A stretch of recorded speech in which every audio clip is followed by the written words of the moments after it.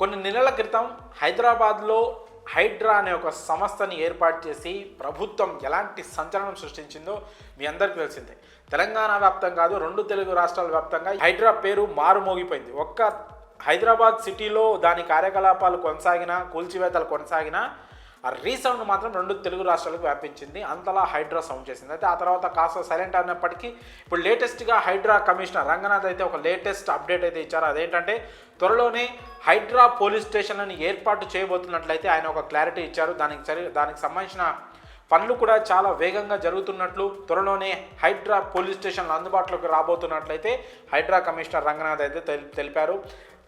కేవలం పోలీస్ స్టేషన్లే కాదు, హైడ్రా ఎఫ్ఎం కూడా ఏర్పాటు చేయబోతున్నట్లు మరి రంగనాథ్ గారు తెలిపారు. మరి దానివల్ల ఎలాంటి ఉపయోగాలు ఉంటాయి ఏంటి అనేది పూర్తి నివేదిక అయితే రావాల్సి ఉంది. ఇప్పటికైతే ఈ రెండు హైడ్రా పోలీస్ స్టేషన్ అలాగే హైడ్రా ఎఫ్ఎం ఈ రెండు ఏర్పాటుకు సంబంధించి రంగనాథ్ గారు అయితే ఒక స్టేట్మెంట్ అయితే పాస్ చేశారు, ఒక స్పష్టత అయితే ఇచ్చారు. అయితే ఈ హైడ్రా పరిధి ఏంటి అనే దాని మీద కూడా ఆయన స్పందిస్తూ 2000 చదరపు కిలోమీటర్ల వరకు హైడ్రా పరిధి అనేది ఉంటుందని ఆయన స్పష్టం చేశారు. ఇప్పటి వరకు తాము దాదాపు 200 ఎకరాల ప్రభుత్వ భూమిని కబ్జా నుంచి అలాగే ఆక్రమణ నుంచి మేము కాపాడినట్లు కూడా ఆయన రంగనాథ్ తెలిపారు. ఇంకా భవిష్యత్తులో కూడా చెరువులు అలాగే కుంటలు ప్రభుత్వ భూముల సంరక్షణే లక్ష్యంగా హైడ్రా ముందుకు వెళ్తుందని కూడా ఆయన తెలిపారు. సో భవిష్యత్తులో కూడా హైడ్రా అంతే అగ్రెసివ్గా పనిచేస్తుందని ఆయన తెలిపారు. అయితే ప్రతి సోమవారం ఇప్పటికే హైడ్రా ఆఫీస్లో ప్రతి సోమవారము కంప్లైంట్స్ని స్వీకరించడం జరుగుతుంది. అలాగే ఇప్పటికే దాదాపు చాలా కంప్లైంట్లు, ఒక 5000 కంప్లైంట్లు వరకు వచ్చున్నాయి. వాటిని పరిష్కరించేందుకు కూడా హైడ్రా పనిచేస్తుందని రంగనాథ్ తెలిపారు.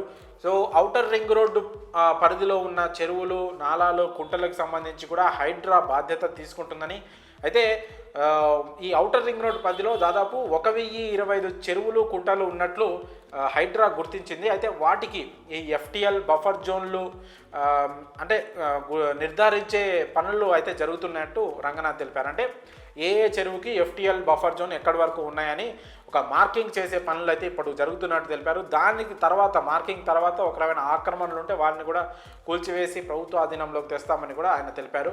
సో ఈ హైడ్రా వల్ల జరిగిన ఒక మంచి పని ఏంటంటే ఎవరైతే కొనుగోలుదారులు ఉన్నారో భూముల్ని కొనాలనుకుంటున్న వారు కూడా కాస్త వాళ్ళకి అవగాహన కూడా పెరిగింది. వాళ్ళు కూడా చైతన్యమై మేము కొనే భూమి ఎఫ్టిఎల్ లేదా బఫర్ జోన్ పరిధిలో వస్తుందా రాదా అని పూర్తి క్లారిటీతో కన్ఫర్మ్ చేసుకున్న తర్వాతే కొంటున్నారని, సో అంటే ప్రజల్లో కూడా ఒక అవగాహన వచ్చిందని, భూమి ఎక్కడ కొనాలి ఎక్కడ కొనొద్దు, రేట్తో సంబంధం లేకుండా తక్కువ రేట్కి వస్తుందని చెరువుల్లో పోయి కొనే పరిస్థితి ప్రస్తుతం అయితే లేదు.